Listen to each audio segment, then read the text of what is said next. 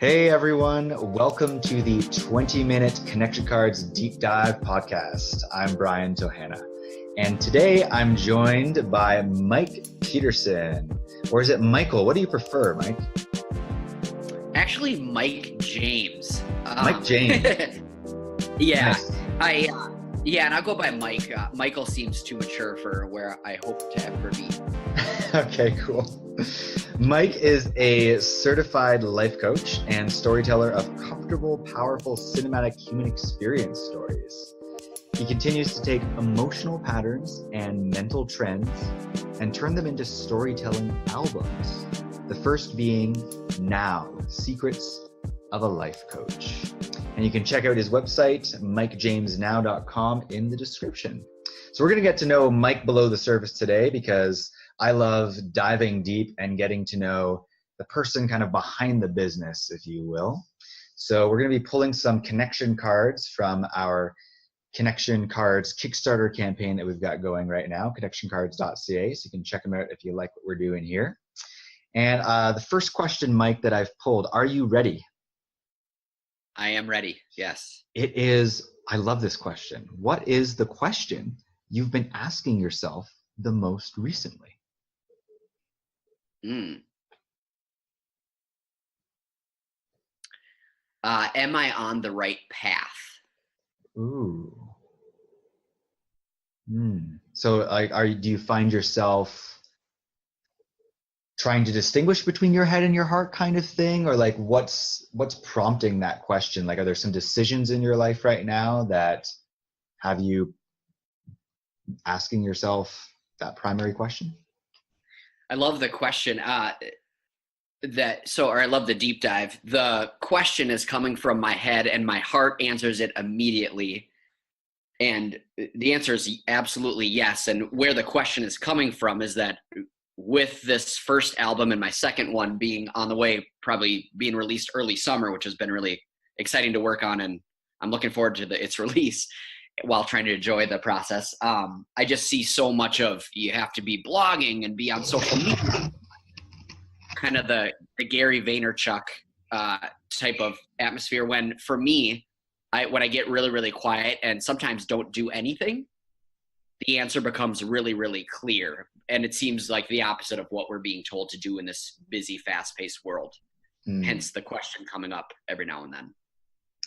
Yeah, because my understanding is like we can't not be on the right path.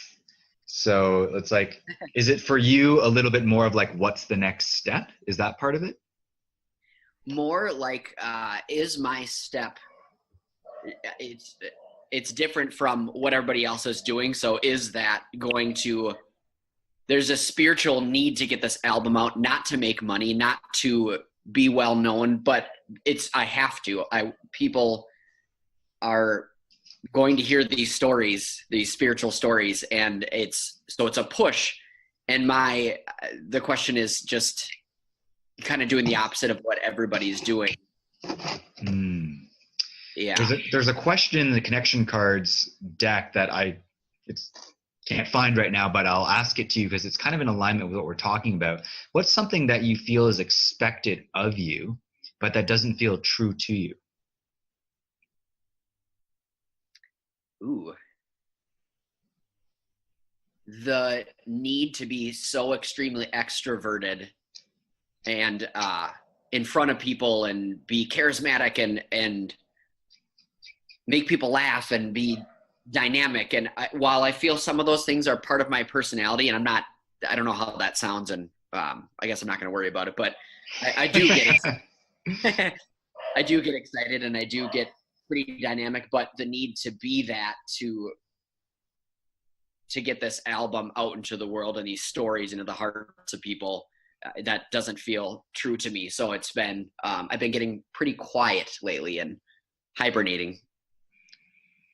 So it sounds like part of what's important to you is getting the album out, and then it's like, how am I going to do that? And part of what's expected, or maybe even like necessary to get it out, is that kind of extroverted nature, especially on social media, like you mentioned. Is that fit for you? Yeah, and I enjoy doing that. I make commercials for the album, and I've got this I've started writing these blogs, which I love writing and I love words. But to do that, where I don't do it every single day, I just pay attention to my energy. It doesn't feel right for me to burn myself out for the sake of something that's supposed to replenish. Like these albums and stories are about somebody replenishing their life and filling their cup with something outside of themselves, and which is actually inside of ourselves. But it doesn't feel right to just totally do the opposite to get that feeling. So it's not a true story of what I'm once in a while creeps in my mind. Absolutely. I get you. Next question. How do you show love? Well, if you ask my Australian cattle dog shepherd yellow lab mix, I spoon the hell out of the things that I love.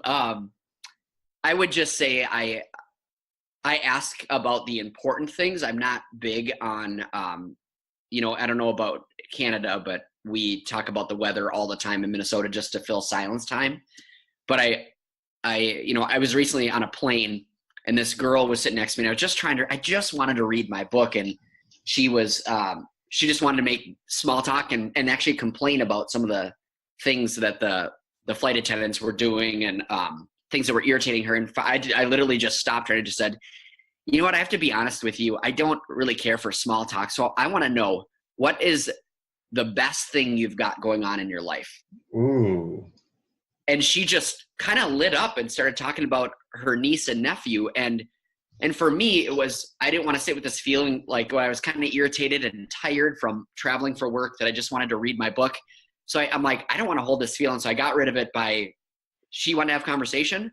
I wanted to have I only pretty much enjoy certain types of conversation.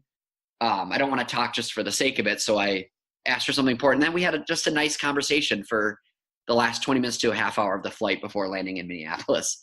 So, and that's the way I show love, I think, is just, I really want to know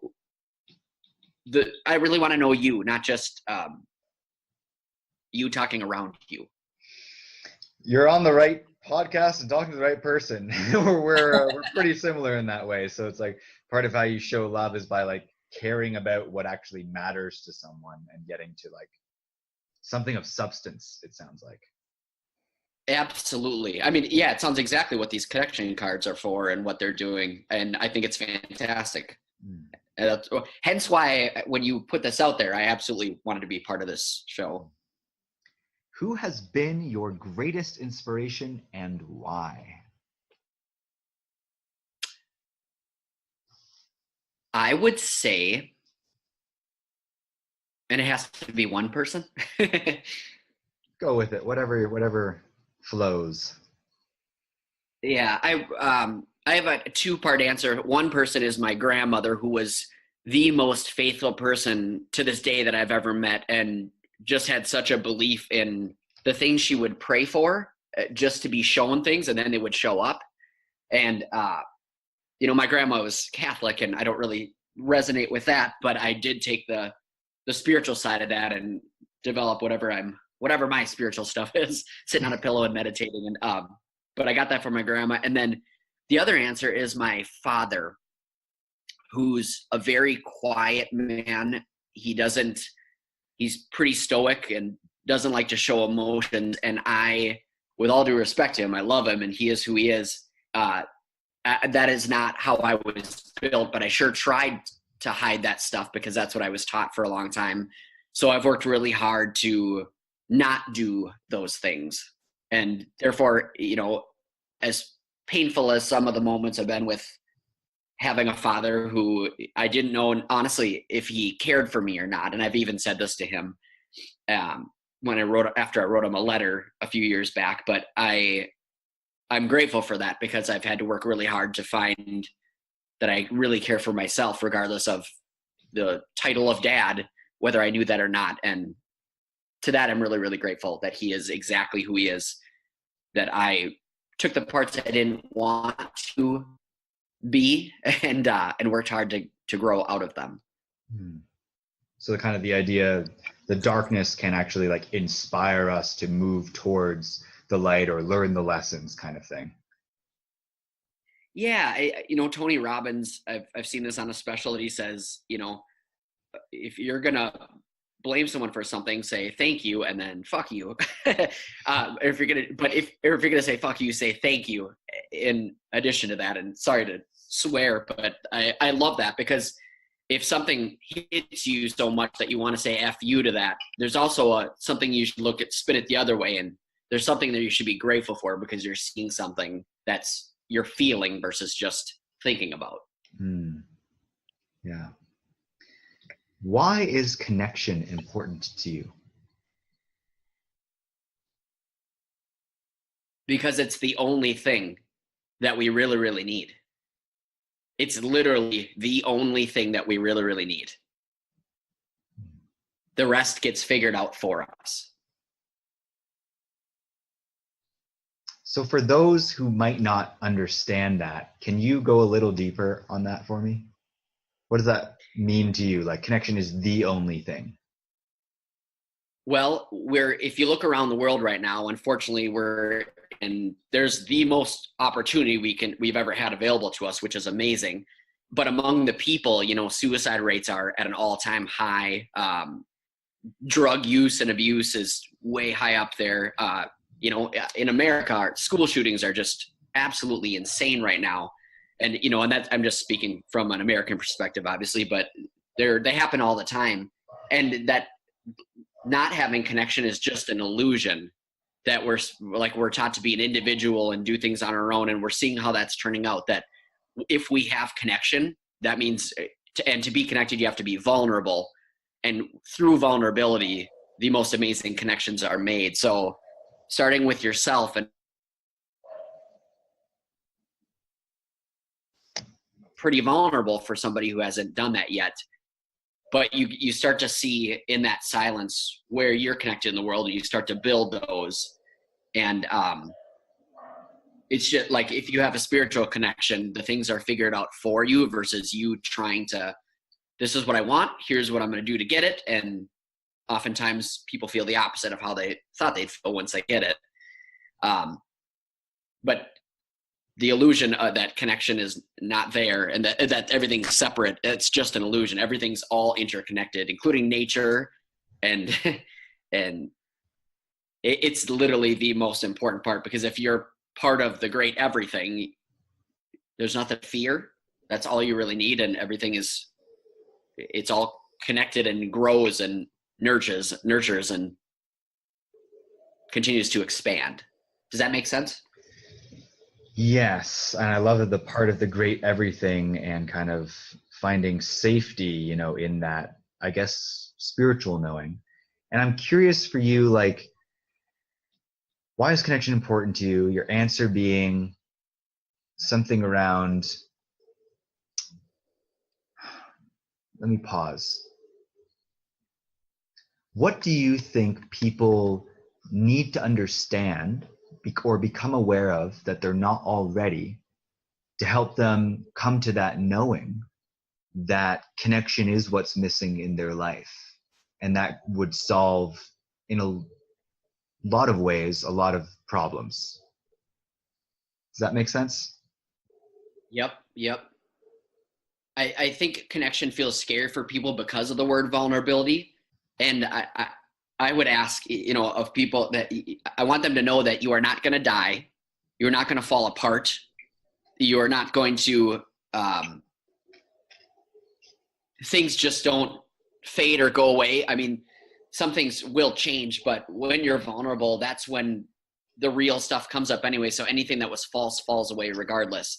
And people are, we're taught to control everything and really hold on to control.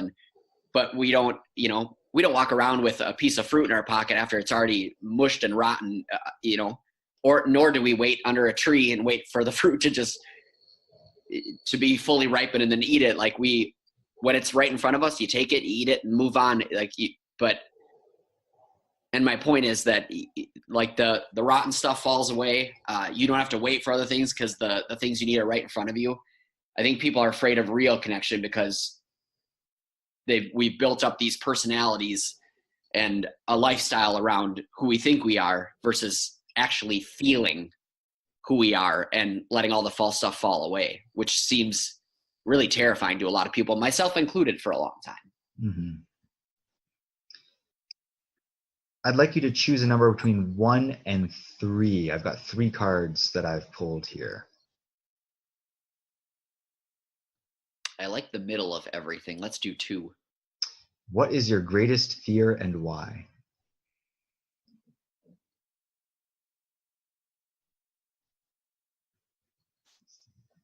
Great question. Wow.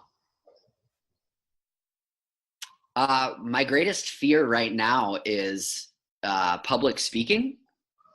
I like the internal fears and things I've worked through. And this is something that I know, to really launch these stories into the world, I have to do more public speaking, which I just started last Wednesday, and it was absolutely terrifying. But I'm more scared of still being scared of it. So I'm just diving right in. And now I've got a speaking gig in front of 70 to 100 people coming up in the next month, just because. So, but that's been something that's been almost weighing me down, but pulling me towards it at the same time, knowing that I have to give in and do it regardless for the love of these, because of my love for people.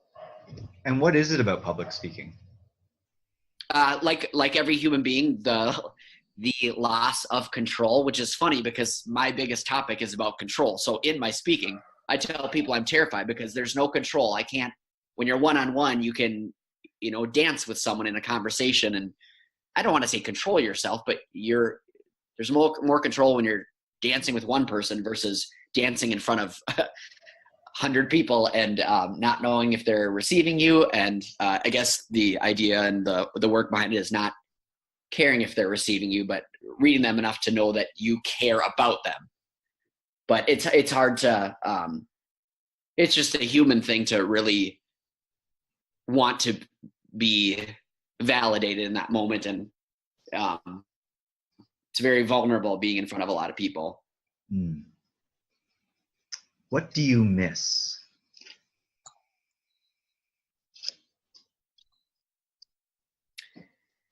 Right now, I miss, because there's 9 feet of snow outside laying in the grass. But to be honest with you, I do miss laying in the grass, and I do that in the summer. But what I mean by that is deeper. I like 2018 was one of the busiest years of my life. And I'm more of a literally lay in the grass for 45 minutes to an hour, or not even counting, and watching dragonflies and noticing all the colors of them. Or when the trees start letting go of those cottony seeds, like watching them fly all over. It looks like snow in the middle of summer, and it's beautiful. And I love that connection to life versus the hustle and bustle. And I'll do what I have to do, and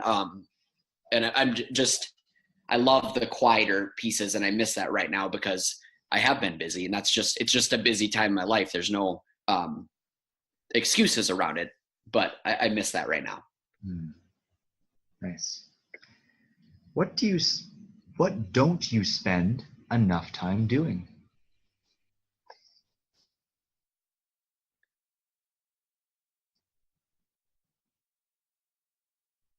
Maybe time with my nephews. They're the most amazing little creatures. and because I've been so busy, I've got this, and I even tell one of my dogs this. I'm like, I'm doing all this work just to let you know, so we'll have more time together, and we'll be at the dog park more, and and lay in the grass together. And I same thing with my nephews. I should just go spend time with them instead of saying that I'm doing all this work to get to spend time with you versus just going to spend time with them. So, and I'm glad you brought that up because I'm going to set up time in the next 2 weeks to do so. Nice. How are you really doing? I'm great. I'm great. That's funny because sometimes I'll have the excuse like, oh, I'm so tired and I'm so this, but the cool part is that's the false stuff, but I feel really, really great. Nice. Thank you for that question. A nice check-in with ourselves. How am I really doing? Yeah. All right. What does it mean to be a man, Mike? Ooh, That is a big question. So, really curious. yeah. I think what it means to be a man is to be something that we really need more of in the world. To be soft. To if you have if your significant other is a woman, to not put them first. We always have to put ourselves first, but to respectfully love them in a nurturing, open way. I think real men cry. Real men aren't interested so much in only building up muscle, but in the stretch too, doing yoga. And real men are doing things in the service of nature. It's yeah, it's for lack of a better term, I'm using this as a metaphor. Nothing against these actual places, but to me, a real man takes time to get to know himself and maybe goes off on a quiet retreat versus running around in a suit coat in New York with a cell phone super glued to his ear. Again, nothing wrong with people who do that. I'm just making a metaphor of, I think real men are soft and unafraid to love out in the open. There's a courage to be seen, like emotionally, especially, it seems. Absolutely. And men are not taught that. So I have such compassion for men. I'm not, it's hard to undo what you're taught. And I did it, and I'm not built any different than anybody else. I'm not more special. I just did it so everybody can too. And that's a real man to me. I think the masculinity these days is just so boring. It is so boring because that's what it's just running its course and then running things into the ground. And it's time for a new masculinity or a new version of it to emerge, because that's a need. Yeah. All right, Mike, we come to our last question. Why do you do what you do? Because I'm connected to God, the universe, the clouds, the sun. Literally, I'm so connected to that it just naturally now unfolds for me. I did all the work to drop all the false stuff, and now I'm doing the things that, like, my life is now being led versus me trying to be in charge of it and leading it. And I've never felt so free. I've never felt better. And these stories and my coaching, it's all about connection. And I haven't found a better option so far. But it sounds like you're open. Yeah. And well, continue always doing the work to open up more and more, but yes. Yes, of course. Wow, 20 minutes does go by fast, doesn't it, Mike? It does, yeah. Yeah, so thank you so much for being on. I feel, as always, like this was just a tease. So I appreciate your time. And speaking so passionately also about connection as well. So I'm not surprised that we got to dive a little more deeply on that. I'm left right now still wanting to hear something as if it's unspoken by you. I'm curious if there's anything left that you want to just pour into my cup before we wrap all the way up. Yeah, sure. I guess the thing that comes up is respectfully don't give a shit what everybody else is doing. I know that it's so simple to say this, but like, trust yourself. Seriously, please connect with yourself first. Not you, Brian, but well, you, myself, and everybody, because if you, Brian, will you please connect with yourself finally? But please connect with yourself first. Put down all the masks, put down all the distractions, put down all the chemicals, and find out the real you. And then your path will be paved in front of you, and you can choose to go down it or not. But it feels a hell of a lot more beautiful than being in charge of it, trying to be in control of it, because you don't have control anyway. So you might as well just let go and get its opposite, which is freedom. Start with freedom, and you'll be led. Well, I'm glad I followed my intuition there because I feel way more connected to myself and like settled in now that you spoke that. So thank you, Mike. Oh, good. All right, everyone. Again, this was Mike James Peterson that you can find at www.mikejamesnow.com. He's a certified life coach and storyteller of comfortable, powerful, cinematic human experience stories. Definitely going to want to check those out. He continues to take emotional patterns and mental trends and turn them into storytelling albums. As well, as many of you know, if you've tuned into these podcasts before, connectioncards.ca, we've got our Kickstarter crowdfunding campaign running until April 1st. And we've integrated empathy cards now into the deck, which teach and help you practice empathy as a skill, which I think is a huge, huge need today, along with obviously conversations that matter and connection itself. So if you haven't already, check out connectioncards.ca, and thanks for listening. We will see you next time.